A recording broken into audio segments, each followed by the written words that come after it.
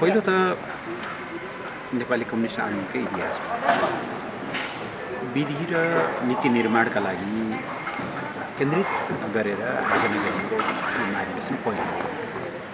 सामान्यतया कम्युनिस्ट पार्टीमा राष्ट्रिय महाधिवेशन गर्ने र त्यो महाधिवेशनबाट नीति र नेतृत्व दुईटैको निरूपण गर्ने अहिलेसम्म हाम्रो परम्परा हो। विगत अभ्यासहरूले ती दुईटा कुरालाई एकै ठाउँमा राख्दा खास गरेर नीति निर्माणको प्रश्न, विधि निर्माणको प्रश्न चाहिँ ओझेलमा परेको अनुभव भयो र त्यही अनुभवमाथि आधार पहिलोचोटि विधानमा आयोजना। मलाई लाग्छ महाधिवेशनमा उपस्थितिकै हिसाबले प्रतिनिधित्वको हिसाबले चाहिँ नेपालका सबैभन्दा ठुला आयोजनामध्ये यो हुनेछ। 5000 प्रतिनिधिहरू सहितको आयोजना चाहिँ सायद अरू कुनै राजनीतिक पार्टीहरूले पनि गरेका छन् जस्तो लाग्दैन र नेकपाका पनि कुनै पनि महाधिवेशन त्यो लेभलमा भएका छैनन्।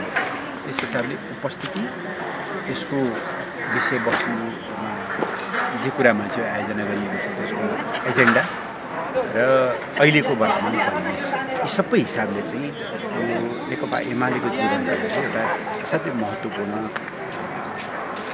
माइलस्टोन हुनेछ भन्ने अनुमान गरेको छु। महाधिवेशन त्यसैका लागि आयोजना गरिएको। केन्द्रीय कमिटीले त प्रस्ताव तयार गरे, हामीले सुरुमा स्थायी कमिटीमा पेश गऱ्यौँ।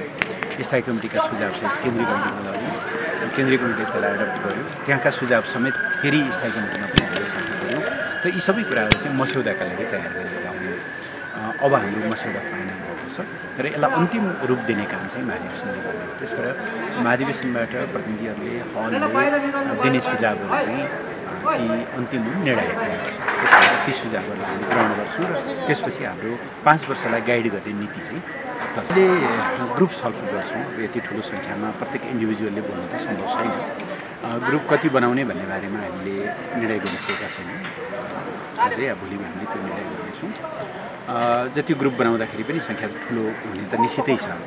त्यसो हुँदा अब दस्तावेज प्राय पहिल्यै वितरण भइसकेको या त्यसको बारेमा आधारभूत कुराहरूको बारेमा प्रतिनिधिहरू जानकार भइसक्नु भएको र त्यस दिन चाहिँ हामीले पहिलो दिन उद्घाटनको दिन चाहिँ त्यसलाई प्रतिनिधिहरू समक्ष प्रस्तुत गर्ने भएको हुनाले भोलिपल्ट दिनभरि उहाँहरूले त्यसमा छलफल गर्नुहुन्छ 16 गते दिनभरि र ग्रुपको साझा निष्कर्ष निकालिसकेपछि चाहिँ 17 गते हलमा त्यो प्रस्तुत हुन्छ।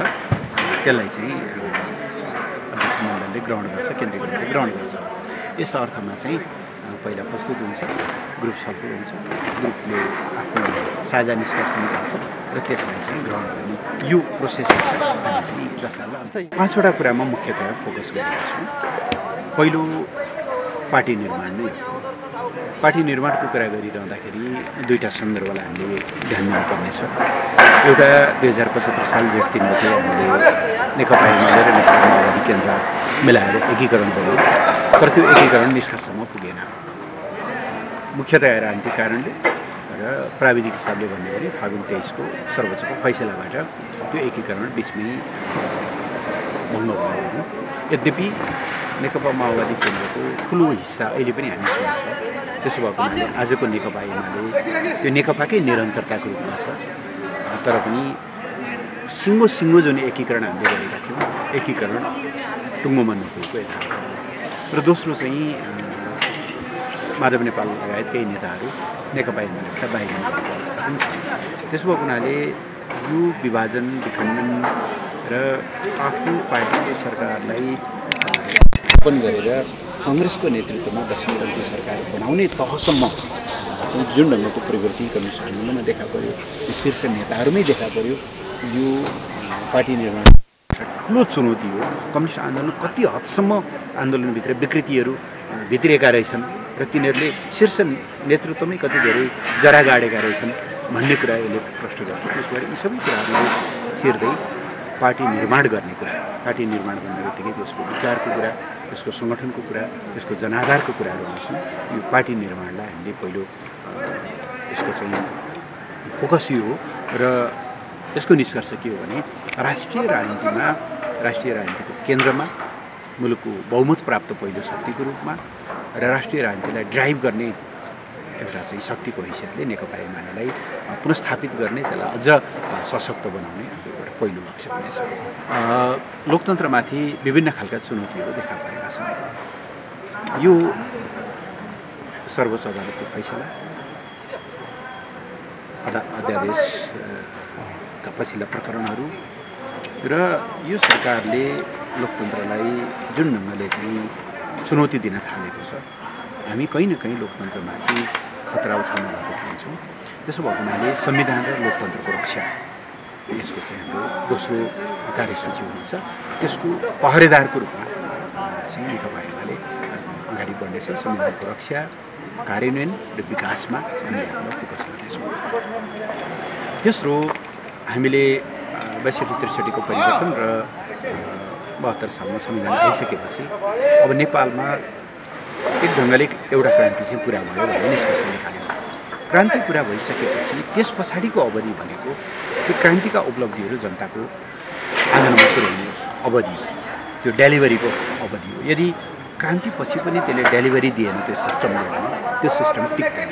त्यसो भएको हुनाले हामीले सुरु गरेको समृद्धिको यात्राहरू तलमाथि हुनु लाग्दैन, त्यसलाई निरन्तरता दिने, त्यो तल गाउँपालिकाबाट नगरपालिकाबाट गरिएका कामहरू हुन् या राष्ट्रिय स्तरबाट गरिएका कामहरू हुन्, त्यसलाई समृद्धिको यात्राहरू निरन्तरता दिने। चौथो, मुलुकको राष्ट्रियतामा हामीले केही महत्त्वपूर्ण कामको थाहा तर त्यो निष्कर्षमा पुर्याउन बाँकी छ। हामीले लिपुलेख, लिम्पियाधुरा, कालापानी सहितको भूभाग समेटेर नक्सा प्रकाशन गऱ्यौँ। ती भूभागहरूमा नेपालीहरूले भोग चलन गर्न पाउने, नेपालको चाहिँ हकभोग कायम गर्ने कुराहरू चाहिँ काम गर्नु बाँकी छ। चीनसँग हामीले पार्वन प्रोटोकलमा हस्ताक्षर गऱ्यौँ। त्योभन्दा अगाडि नै सन्धिमा हस्ताक्षर गरेको थियो।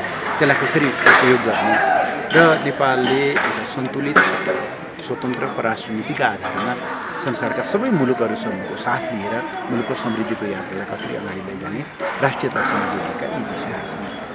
र पाँचौँ कुरा चाहिँ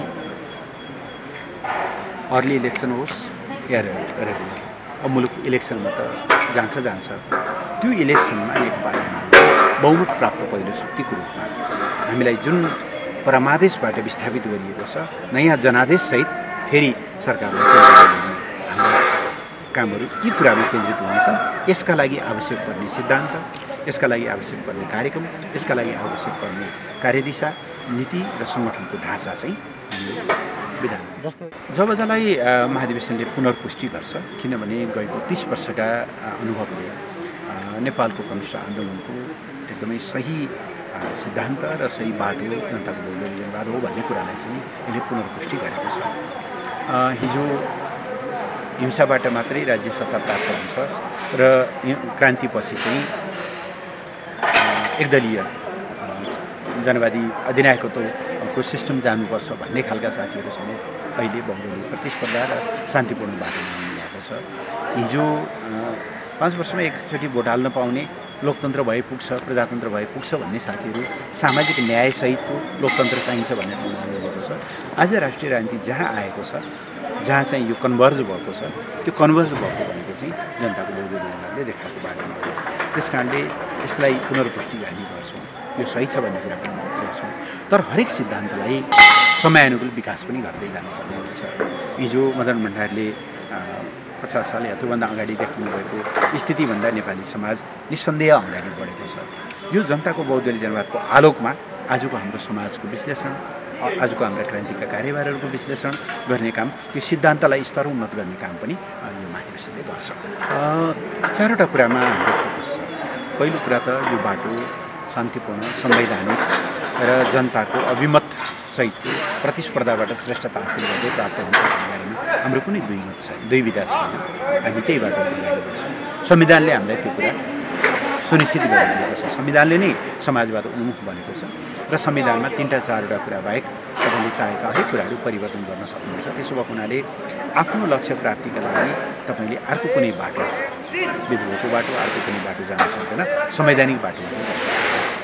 दोस्रो, समाजवाद निर्माणका लागि सबभन्दा पहिले त्यसका आधारहरू बनाउनुपर्छ। त्यो आधारमध्ये सबभन्दा महत्त्वपूर्ण कुरा राष्ट्रिय पुँजीको विकास हो, जुन हाम्रो ज्यादै न्यून अवस्थामा छ। राष्ट्रिय पुँजी निर्माणको दृष्टिले हामी धेरै पछाडि छौँ। त्यसो भएर हाम्रो समग्र फोकस राष्ट्रिय पुँजीको विकास, त्यो भनेको कृषिको आधुनिकीकरण, व्यवसायीकरण गरेर कृषिमा जति पनि जनशक्ति अहिले अल्झिरहेको छ त्यसलाई त्यहाँबाट बाहिर निकाल्ने, कृषिको आधुनिकीकरण गर्ने, औद्योगिकरण गर्ने र त्यहाँबाट जगेडा भएको जनशक्तिलाई चाहिँ औद्योगिकरण गर्ने, कृषिको आधुनिकीकरण, व्यवसायीकरण, त्यस्तै मुलुकको समग्र औद्योगिकरण, त्यस्तै गरी पर्यटन, ऊर्जा लगायतका क्षेत्रहरूको विकास र यी सबै कुराहरूमा श्रमजीवी जनताहरूको साझेदारी बढाउँदै जाने, यो खालको पहिलो काम राष्ट्रिय पुँजीको विकास। दोस्रो, राष्ट्रिय पुँजीको विकास हो देशमा कुल त्यसको अर्थतन्त्र पनि समृद्ध भयो, तर त्यसको न्यायोचित वितरण भएन भने समाजवाद आउँदैन। त्यसबाट न्यायोचित वितरणका लागि समाजको पछाडि परेको वर्ग, श्रमजीवी वर्ग, महिला, दलित, अब काम गर्न नसक्ने उमेरमा पुगेका ज्येष्ठ नागरिकहरू या पढ्ने उमेरका नानीहरू, यी सबै समुदायका लागि सामाजिक सुरक्षा र सामाजिक न्यायको बाटोबाट राज्यको विकास या समृद्धिलाई एउटा प्रोपरली डिस्ट्रिब्युसन गर्ने कुराहरू। तेस्रो चाहिँ मुलुकको अर्थतन्त्रलाई आत्मनिर्भर बनाउने, हामी अत्यधिक परनिर्भर छौँ, त्यसलाई आत्मनिर्भर बनाउने कुराहरू, यी कुराहरू गर्दै हामी समाजवादको आधार तयार गर्छौँ। अहिले नै हामी समाजवादमा फड्को मार्न सक्दैनौँ, किनभने हाम्रो विकासको लेभल त्योसम्म पुगेको छैन, उत्पादक शक्तिको विकास नै त्यहाँसम्म भएको छैन। आजको हाम्रो काम भनेको समाजवादको आधार तयार गर्ने, हाम्रो फोकस चाहिँ त्यसमा हुन्छ।